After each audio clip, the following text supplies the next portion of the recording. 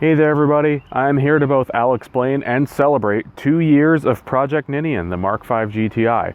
I have driven her now 7,000 miles over the past couple of years, and she's just about to roll over 60,000 miles. And since I made my 1 year video, I have some updates. And with 2 years, I want to formally announce that this car is now modded. What does that exactly mean? Well, I had to do an intake valve cleaning, which is pretty much a required maintenance on any direct injection car, which most VW and Audi vehicles are.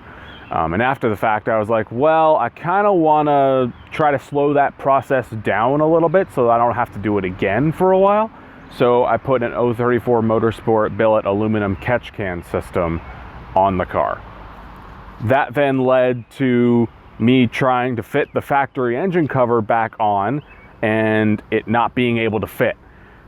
034 Motorsport says that the FSI engine cover can fit over it, but for some reason in my case, I was probably just dumb enough to not be able to fit it in a certain way to get it to route properly. So I went ahead and installed on top of that an integrated engineering intake system. There's a video for that somewhere up here or somewhere down there. And I have really enjoyed that upgrade, and to chain off of it, I then got the car Unitronic Stage 1 tuned, both the TCU and the ECU. Now, the funny thing is the TCU I could not flash with the new Unitronic UniConnect Plus cable. So I had to take it to a shop that had an older version of the cable in order to flash the TCU to Stage 1. I then brought it back home and flashed the ECU myself, and that went without a hitch, thankfully. I do have the Stage 1 Plus tune, but I'm not going to apply it for another reason that I'm going to talk about later. But now we're going to move on to the most exciting part, maintenance, which besides the normal stuff has been two big projects. The first one being the intake valve cleaning that I mentioned earlier. Some shops like to call it a fuel induction service. You take the intake manifold off, anything surrounding it, so that you can get it off, and then either manually clean the intake valves with a cleaner of some kind and picks, or you blast it with walnut shells.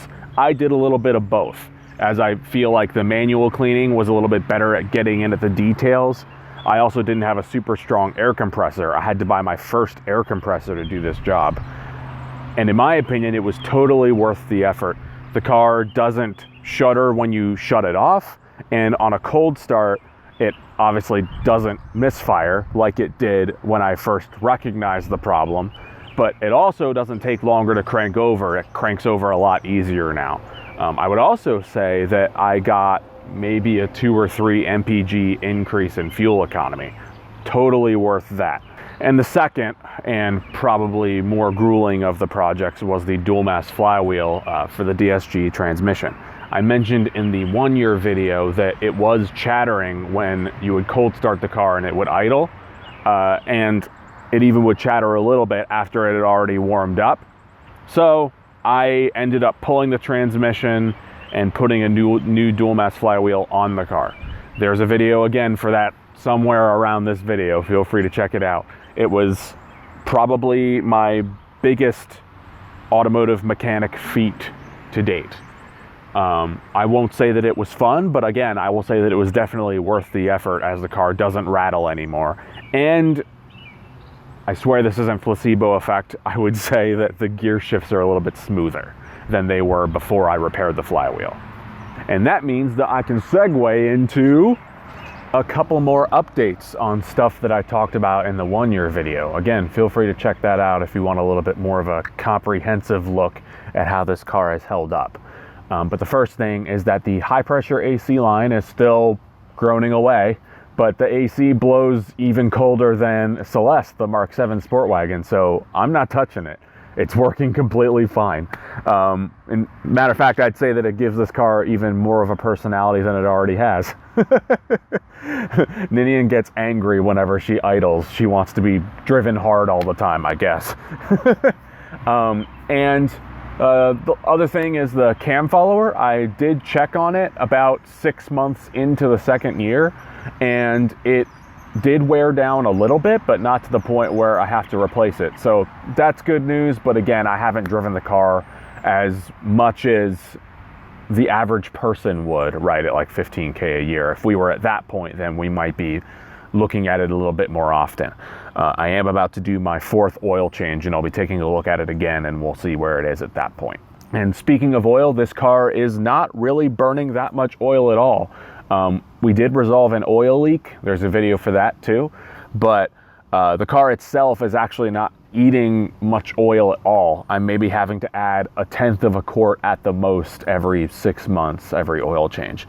Again, that would probably be a little bit higher if I drove the car more, but thankfully I'm not. But not thankfully, not really, because I want to drive her more than I do now. Although I will say that I have put 4,000 miles into this car over the past year, as opposed to the 3,000 I put in on the first year. So I'd like to say that I'm getting a little bit less afraid of driving her. So in prior video fashion, I'm going to take you off the tripod and show you guys what issues or things that I want to have addressed with Ninian here now after 2 years. The one upgrade that I didn't mention that I did do, but didn't really feel like making a video for because of how boring the process was, is that I wrapped the front grille. You can see that there. I then did this lower portion and the 2 fog light covers. I did not have enough super wrap to do the shift surround up there in the interior. So that's still a future project. I also did not do the front splitter down here and the remainder of the plastic bodywork. But again, I'm still kind of having second thoughts as to what I want to do with that, whether I want to actually fully paint it or something like that. We'll see. Depends on a lot of things, honestly. But I think for a first-time wrap job, first time I've ever done this, it does not look too bad. I mean, it's a little ripply, but it looks a lot better than it did when it was an annoying worn out gray. Yeah, so I might as well, before I get into the interior, show you all what the engine cover looks like. Oh, I can't. So this is the next issue that I need to resolve. I did get this door latch from a parts car. I described that in an earlier video. It's starting to get worse.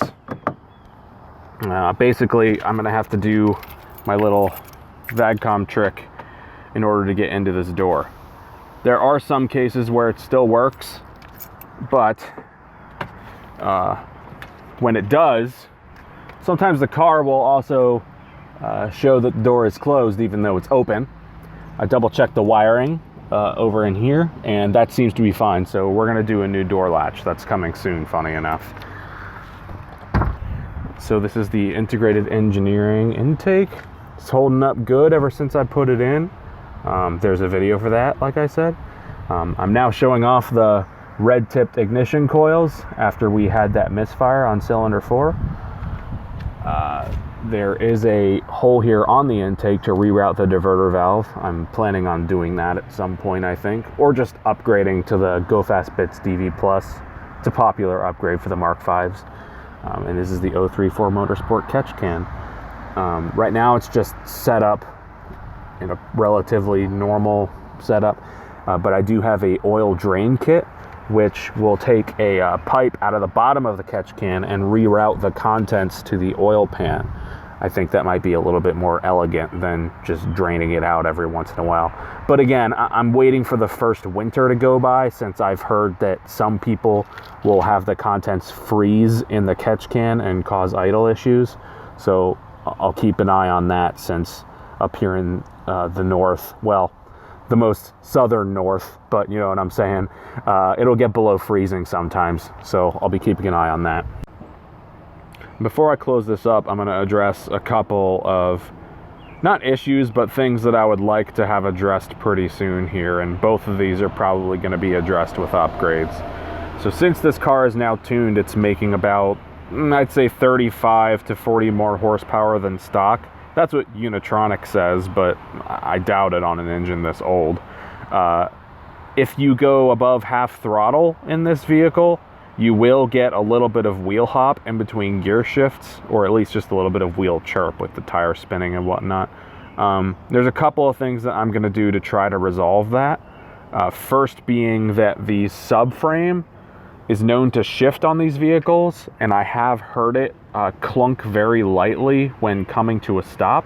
So I'm planning on installing either the Tyrol Sport or the 034 Motorsport subframe centering kit, which comes with 6 new bolts, including the 2 ones that are known to bend or flex, and hopefully that will help with that issue. Secondly, we are still on factory engine mounts, and these might even be the originals.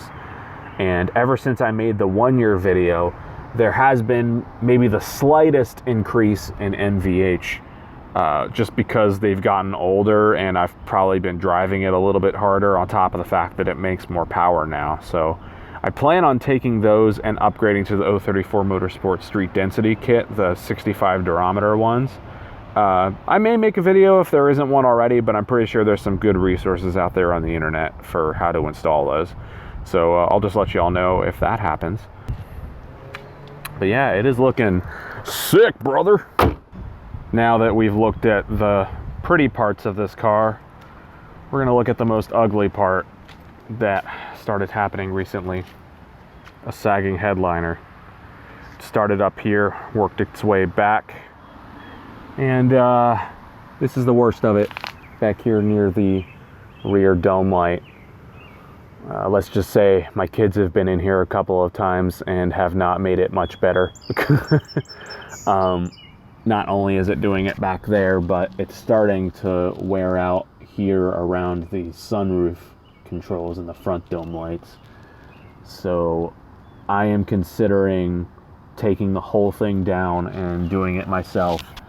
That will definitely be a video, since I've heard that the 2-door sunroof vehicles are the most difficult ones to work on. So we'll see how I feel about that.